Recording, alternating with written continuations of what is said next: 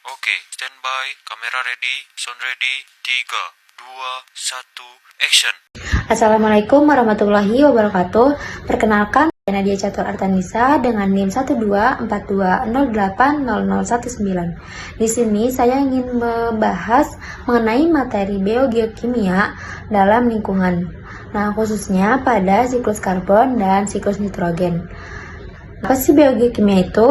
Nah, biogeokimia di sini merupakan proses peredaran unsur-unsur kimia dari lingkungan ke makhluk hidup dan kembali lagi ke lingkungan secara terus-menerus. Nah, proses ini melibatkan berbagai komponen bumi yaitu atmosfer, hidrosfer, litosfer, dan biosfer. Nah, melalui siklus ini unsur-unsur yang penting seperti karbon dan nitrogen itu tetap tersedia bagi makhluk hidup sehingga keseimbangan ekosistem dapat terjaga. Nah, selanjutnya ada pengertian siklus karbon. Nah, siklus karbon di sini merupakan proses perpindahan unsur karbon antara atmosfer, organisme hidup, tanah, dan perairan. Karbon merupakan unsur yang sangat penting bagi kehidupan karena menjadi penyusun utama berbagai senyawa organik seperti karbohidrat, protein, dan lemak. Nah, melalui siklus ini, karbon terus berpindah dari lingkungan ke makhluk hidup kembali lagi ke lingkungan. Kemudian ada proses utama siklus karbon, bisa dilihat di gambar di atas ya. Nah, yang pertama itu ada fotosintesis. Nah, fotosintesis ini merupakan proses ketika tumbuhan menyerap karbon dioksida dari atmosfer dan mengubahnya menjadi glukosa dengan bantuan energi matahari. Nah, yang kedua itu ada respirasi. Nah, respirasi ini merupakan proses pelepasan karbon dioksida kembali ke atmosfer oleh manusia, hewan, maupun tumbuhan. Nah, selain itu, terdapat dekomposisi. Nah, dekomposisi itu merupakan penguraian organisme mati oleh mikroorganisme yang menghasilkan karbon kembali ke tanah, dan atmosfer karbon juga dapat dilepaskan melalui pembakaran bahan bakar fosil seperti batu bara, minyak, dan gas alam. Nah, selain itu, sebagian karbon juga diserap oleh laut dan tersimpan dalam bentuk karbonat. Nah, kemudian ada pun peran komponen lingkungan pada siklus karbon. Nah, peran komponen lingkungan pada siklus karbon ini memiliki peran yang berbeda-beda. Yang pertama itu ada atmosfer yang berperan sebagai tempat penyimpanan karbon dalam bentuk karbon dioksida. Yang kedua itu ada biosfer yang mencakup makhluk hidup seperti tumbuhan, hewan, dan mikroorganisme yang menggunakan karbon dalam proses kehidupan. Nah, yang ketiga itu ada litosfer. Nah, litosfer itu sebagai penyimpanan karbon dalam bentuk bantuan karbonat dan bahan bakar fosil. Nah, yang terakhir itu ada hidrosfer. Nah, hidrosfer itu seperti laut yang berperan dalam menyerap dan menyimpan karbon dari atmosfer. Nah, adapun aktivitas manusia yang mempengaruhi siklus tersebut.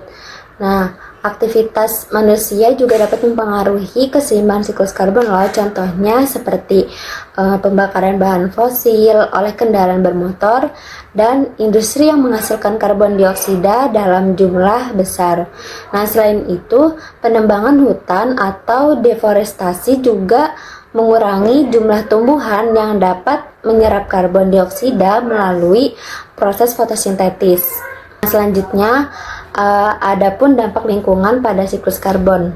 Nah, ketidakseimbangan dalam siklus karbon ini dapat menyebabkan berbagai dampak lingkungan. Salah satunya itu adalah peningkatan efek rumah kaca yang menyebabkan suhu bumi meningkat. Nah, hal ini dapat memicu pemanasan global dan perubahan iklim yang berdampak pada naiknya permukaan air laut, perubahan pola cuaca, serta terganggunya ekosistem. Kemudian ada juga solusi untuk menjaga siklus karbon. Nah, untuk menjaga keseimbangan siklus karbon ini ada beberapa upaya yang dapat dilakukan seperti melakukan reboisasi atau penanaman kembali hutan, mengurangi penggunaan bahan bakar fosil, serta beralih ke sumber energi terbarukan seperti energi matahari dan angin.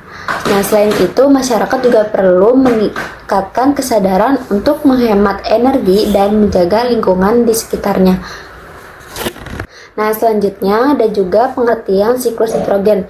Nah, siklus nitrogen di sini merupakan proses peredaran unsur nitrogen dari atmosfer ke tanah, ke makhluk hidup, dan kembali lagi ke atmosfer. Kalau yang tadi siklus karbon itu kan dari lingkungan ke makhluk hidup, kembali lagi ke lingkungan. Nah, kalau nitrogen itu dari atmosfer ke tanah, ke makhluk hidup, baru ke nitrogen lagi. Nah, nitrogen di sini itu merupakan unsur penting yang dibutuhkan oleh makhluk hidup, terutama itu dalam pembentukan protein, enzim, dan asam nukleat seperti DNA.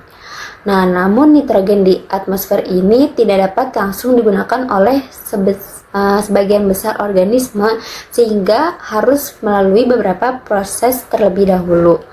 Nah, selanjutnya ada proses siklus nitrogen yang bisa dilihat gambar di atas ini. Nah, yang pertama itu ada fiksasi nitrogen. Fiksasi nitrogen itu proses pengubahan nitrogen bebas di atmosfer menjadi amonia oleh bakteri tertentu.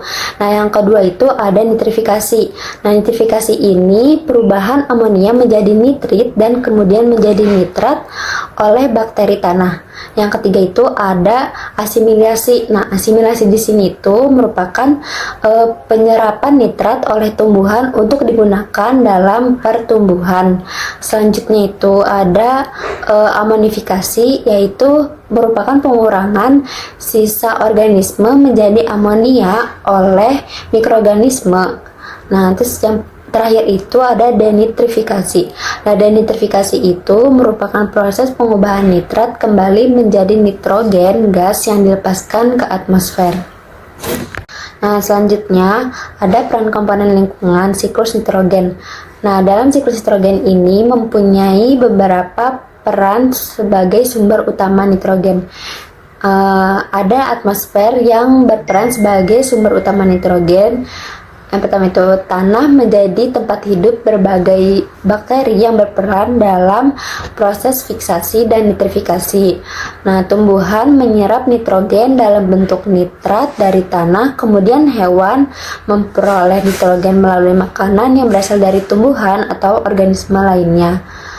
Adapun aktivitas manusia yang dapat mempengaruhi siklus nitrogen, terutama pada penggunaan pupuk nitrogen secara berlebihan dalam kegiatan pertanian. Kemudian limbah peternakan dan limbah industri juga dapat meningkatkan kadar senyawa nitrogen di lingkungan sekitar. Nah, kemudian adapun dampak lingkungan pada siklus nitrogen.